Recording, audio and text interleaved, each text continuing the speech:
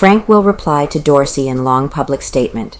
The Atlanta Journal, Wednesday, the 27th of August, 1913. Page 1, Column 1. Convicted factory superintendent preparing exhaustive answer to Solicitor General's argument to jury declares arraignment contains many flaws.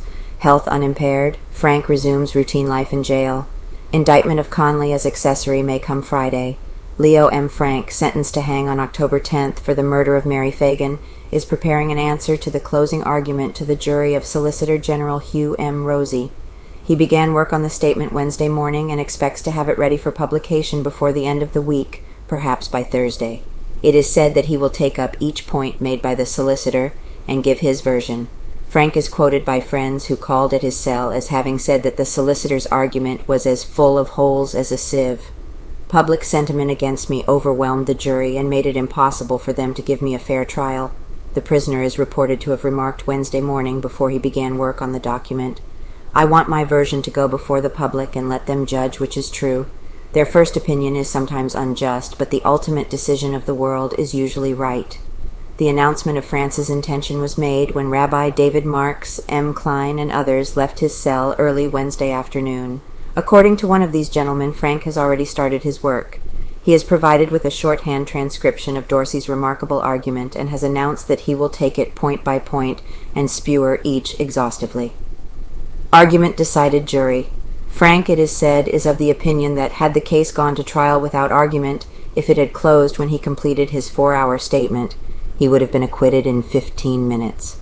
It was public feeling and the arguments of Frank A. Hooper and Solicitor Dorsey that led the jury to find him guilty, it is said.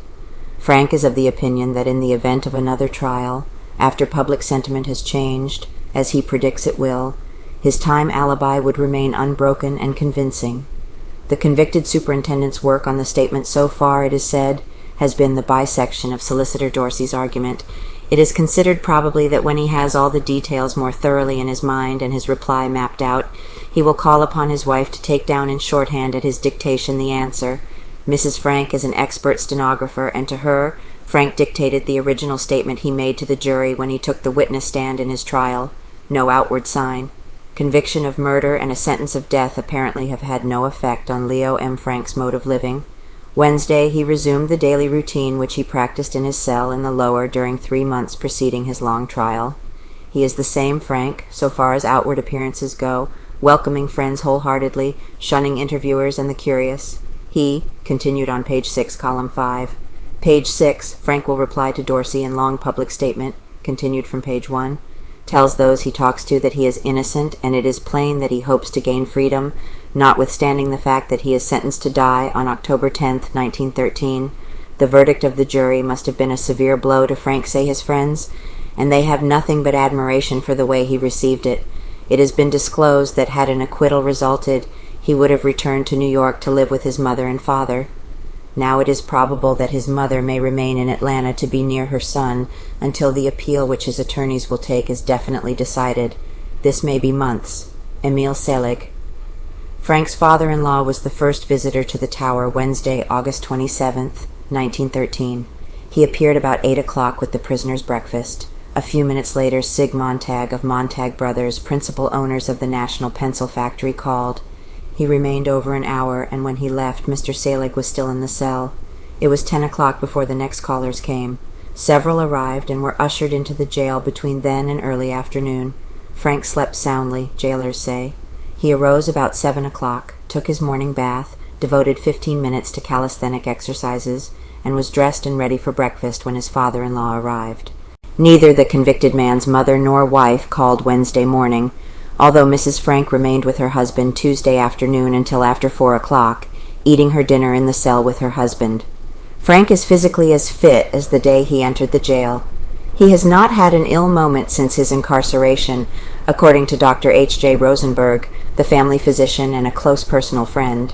The only medicine administered, even during the trying days of the trial, was a mild tonic to stimulate his appetite. No legal moves in the Frank case are expected for several weeks. Attorney Reuben R. Arnold, of counsel for the defense, is now at Bedford PA, where he will remain several weeks. Luther Z. Rosser is hard at work on the amendment to the motion for a new trial, which will be argued before Judge L.S. Roan on October 4, 1913. The preparation of the amendment to the motion is a tedious procedure, owing to the length of the record in the case, and will probably not be concluded for some days. Frank's Cornell friends believe in his innocence. Special dispatch to the Journal. New York, August 27, 1913. In an attempt to clear the character of Leo M. Frank, a Cornell graduate, formerly of Brooklyn, who was convicted of the murder of a girl of 15 in Atlanta Gag on Monday and sentenced to death, White Fair, of numbered 1867 7th Avenue, sent letters today to Oscar S. Strauss and several Cornell graduates and professors asking their aid in proving Frank is a man who could not commit the crime of which he stands convicted. Fair, in a letter which he wrote today to Frank in the county prison Atlanta, says until he was told Frank was a Cornell man of the class of 1906, he was unaware he was a man he had known in the university. The letter in part reads, "My confidence in your innocence is not the least disturbed by the verdict against you. As Speaker of the Cornell Congress and man active in debating circles in the university, I knew you as a thoroughly ambitious and hard-working student. Your activity also as a member of your class basketball team for 4 years makes me firm in the conviction it would be impossible for a man of your mental and physical caliber to have committed the crime with which you are charged. As an observer of court proceedings for the past 4 years, I have seen many cases of injustice worked in the form of law, but none so tragic and apparent as that of which you are the victim." In his letter to Strauss, Fair says, "As a Gentile and as a New Yorker, I appeal to you as a Hebrew and Georgian to enlist your powerful influences in behalf of my college friend, Leo M. Frank, who was sentenced yesterday in Atlanta for murder in the first degree. I am firmly convinced the testimony of 2 Negroes against him, prompted by the desire to throw suspicion from themselves, was only accepted because of prejudice." Fair today wrote letters calling attention to Frank's scholastic and athletic activities in Cornell to Prof. George Cleason Bogert of Cornell and Woodford Patterson, editor-in-chief of the Cornell Alumni and News in Ithaca. Conley probably will be indicted on Friday. The Fulton County Grand Jury will hold a meeting Friday morning at which, in all probability, a bill presented by the Solicitor General charging James Conley with being an accessory after the fact of Mary Phagan's murder will be considered. There are more than 100 felony cases awaiting the attention of the grand jury, and only a small number of them can be acted on Friday. However, Conley has been in jail for many months, and it is said that his case will be one of the first to get the jury's considerations. There are more than 100 felony cases awaiting the attention of the grand jury, and only a small number of them can be acted on Friday. However, Conley has been in jail for many months, and it is said that his case will be one of the first to get the jury's consideration. Solicitor General Hugh M. Dorsey would not say positively that a bill against Conley will be presented Friday, but stated that in all probability it would be given to the grand jury then. The present grand jury made an effort to indict Conley several weeks before the trial of Leo M. Frank commenced, as a principal in the murder. The effort was blocked, however, by the solicitor. In view of the fact that a jury has returned a verdict of guilty against Frank, there is little probability of the jury's attempting to indict him now as principal. When Conley is arraigned in court following his indictment, he will necessarily enter a plea of guilty. The maximum penalty on conviction of being an accessory after the fact of a murder is 3 years in the penitentiary. Page 11, column 5, and now Newt Lee wants job and wife. His spouse has vanished with his chickens and he's ready for work. Newt Lee, discoverer of Mary Phagan's body, once suspected of complicity in her murder, a leading witness against Leo M. Frank, and with the exception of James Conley, probably the most widely known Negro in Atlanta, wants a job, clothes, and a home. And he wants his wife. More than anything else, he wants his wife, who in some mysterious manner during his incarceration in the police station and tower disappeared from their humble home. At the same time also disappeared some 24 chickens and Lee's household effects. So when old Newt Lee breathed the air of freedom at the front door of the sidewalk yesterday shortly after noon, he was almost as destitute of worldly goods as when he first appeared on this mundane sphere some 45 years ago. He had the clothes that he wore, and they didn't amount to much. From the jail, he went to the office of Graham and Chappell, his attorneys, and later sought the home he found deserted.